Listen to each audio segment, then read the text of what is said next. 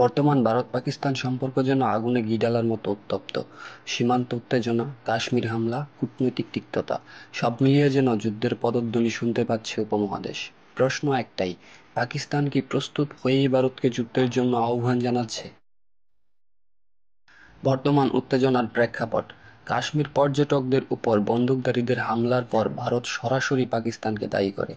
পাল্টা প্রতিক্রিয়ায় পাকিস্তান কড়া হুঁশিয়ারি দেয়, সীমান্তে সেনা মোতায়েন বাড়ায় এবং ভারতের বিরুদ্ধে ভিসা ও বাণিজ্য নিষেধাজ্ঞা দেয়। ভারত সিন্ধু পানি চুক্তি বাতিলের ইঙ্গিত দিলে পাকিস্তান বলে, এটা হলে সেটি হবে যুদ্ধের শামিল। পাকিস্তানের ডিপ্লোম্যাটিক ব্যাকআপ মডেল: পাকিস্তান সচরাচর বড় কোনো ঝুঁকি নিতে গেলে আগে থেকেই চীন, সৌদি ও তুরস্কের সঙ্গে বৈঠক করে।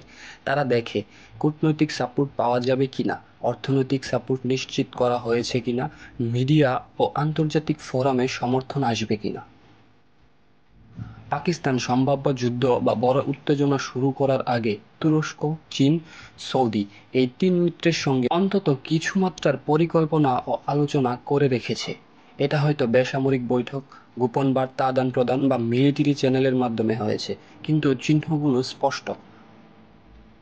পূর্ববর্তী উচ্চ পর্যায়ের বৈঠক ও সফর: পাকিস্তান সেনাপ্রধান ও পররাষ্ট্রমন্ত্রী নিয়মিতভাবে চীন, সৌদি আরব সফর করেছেন, বিশেষ করে 2023 এবং 24 সালে। তুরস্কের সঙ্গে দ্বিপাক্ষিক সামরিক চুক্তি ও প্রশিক্ষণ মহড়া হয়েছে বারবার, বিশেষ করে যুদ্ধ পরিস্থিতি বা অভ্যন্তরীণ নিরাপত্তা ইস্যুতে। এসব সফর সাধারণত কৌশলগত আলোচনা ও পরবর্তী পদক্ষেপ ঠিক করার জন্য হয়, শুধু সৌজন্য সাক্ষাৎ নয়।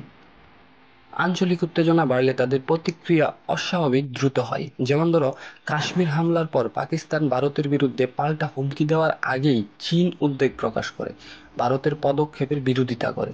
তুরস্ক তৎক্ষণাৎ কাশ্মীর প্রসঙ্গে পাকিস্তানের পাশে দাঁড়ায়, আর সৌদি আরব মিডিয়ায় পাকিস্তানপন্থী ব্যাখ্যা উঠে আসে। এর মানে তারা আগেই জানতো কী ধরনের প্রতিক্রিয়া আসতে পারে এবং নিজেদের প্রতিক্রিয়ার প্রস্তুত রেখেছিল। পাকিস্তানের প্রস্তুতি কতটা? সামরিক বাস্তবতা: পাকিস্তানের সেনাবাহিনীতে রয়েছে প্রায় 6.5 লাখ সেনা সদস্য এবং তারা সব সময় হাই অ্যালার্টে থাকে। হাতে রয়েছে 150টি পারমাণবিক অস্ত্র এবং মাঝারি পাল্লার ক্ষেপণাস্ত্র, যেমন শাহিন সিরিজ। সীমান্তে সেনা, সাজোয়াজান এবং ড্রোন প্রযুক্তিতে শক্তি বাড়ানো হয়েছে।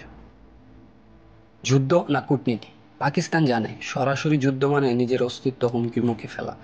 তাই তারা যুদ্ধের ভাষা ব্যবহার করছে, কিন্তু লক্ষ্য হলো ভারতের উপর চাপ সৃষ্টি করে আন্তর্জাতিক মঞ্চে সুবিধা আদায়।